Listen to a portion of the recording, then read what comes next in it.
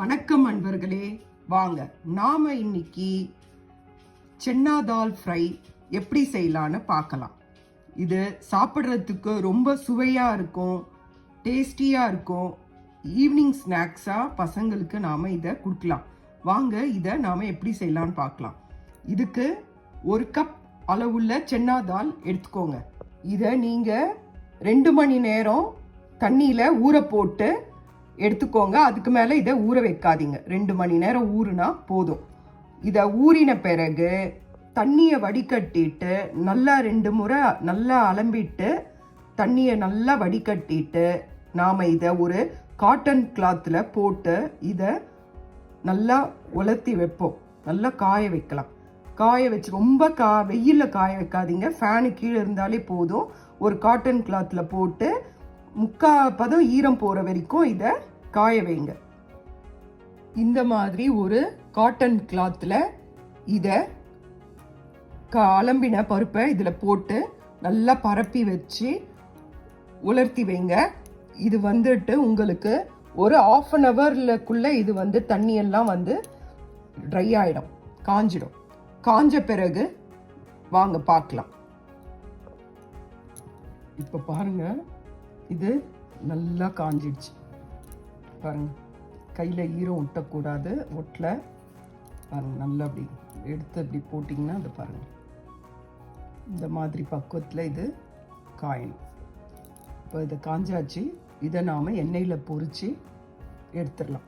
வானலியில் எண்ணெயை ஊற்றி நாம் முறுக்கெல்லாம் செய்கிற மாதிரி இதை அதில் போட்டு பொரித்து ஒரு கிண்ணத்தில் எடுத்துக்கலாம். வானலியில் எண்ணெய் போட்டிருக்கேன். எண்ணெய் காஞ்சிடுச்சு.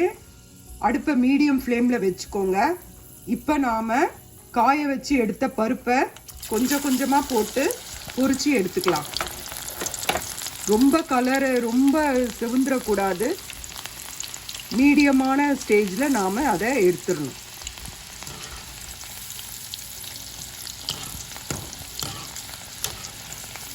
ரொம்பவும் கலர் சேஞ்ச் ஆகக்கூடாது.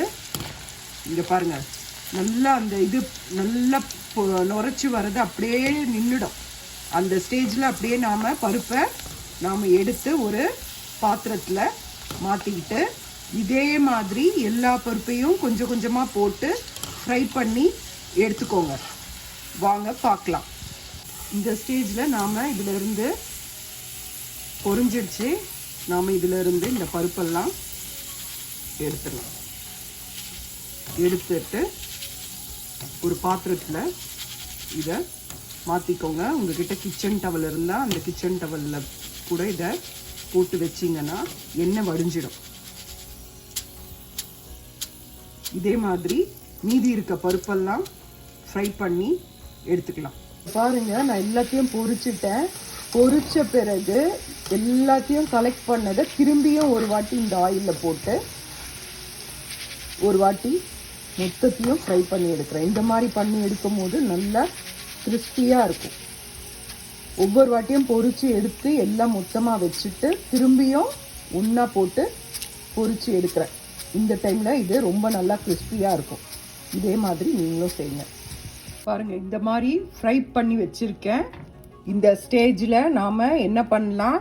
இது பாருங்கள், நான் 1/4 ஸ்பூன் வெறும் மிளகாத்தூள் எடுத்திருக்கேன், 1/4 ஸ்பூன் பெருங்காயம், 1/4 ஸ்பூன் உப்பு எடுத்திருக்கேன். அதை இதில் போட்டுடலாம். போட்டுட்டு அதுக்கப்புறம் 3 பல்லு பூண்டு தட்டி வச்சுருக்கேன், கொஞ்சம் கருவேப்பிலை வச்சுருக்கேன். அதை எண்ணெயில் போட்டு பொரித்து எடுத்துடலாம். வாங்க காட்டுறேன். 3 பல்லு பூண்டு நறுக்கி வச்சுருக்கேன் தட்டி. அதை நாம் எண்ணெயில் போட்டு எடுத்துடலாம். பாருங்கள், எண்ணெயில் போட்டேன்.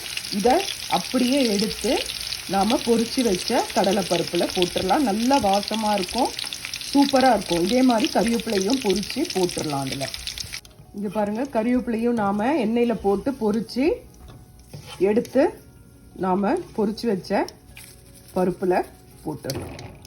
போட்டு நல்லா அந்த காரம் எல்லாத்தையும் நல்லா மிக்ஸ் பண்ணிவிட்டு நாம் சாப்பிட்டோன்னா சூப்பராக சுவையாக இருக்கும். இதுதான் சென்னா தால் ஃப்ரை. இது சாப்பிட ரொம்ப சுவையாக இருக்கும், நல்ல கிறிஸ்பியாக இருக்கும், நல்ல டேஸ்டியாக இருக்கும். நீங்கள் மழை காலத்துக்கும் சரி, சாதா டைமுக்கும் சரி, ஈவினிங் ஸ்நாக்ஸாக இதை சாப்பிடலாம். ரொம்ப கரகரன்னு இருக்கும், நல்லா இருக்கும். செஞ்சு பாருங்க.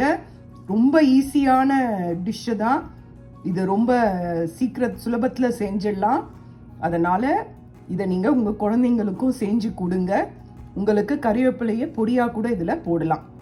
சாப்பிட்டு பார்த்துட்டு எப்படி இருக்குன்னு சொல்லிட்டு உங்கள் கமெண்ட்டில் சொல்லுங்கள். லைக் பண்ணுங்கள், ஷேர் பண்ணுங்கள், சப்ஸ்கிரைப் பண்ணுங்கள். நன்றி, வணக்கம்.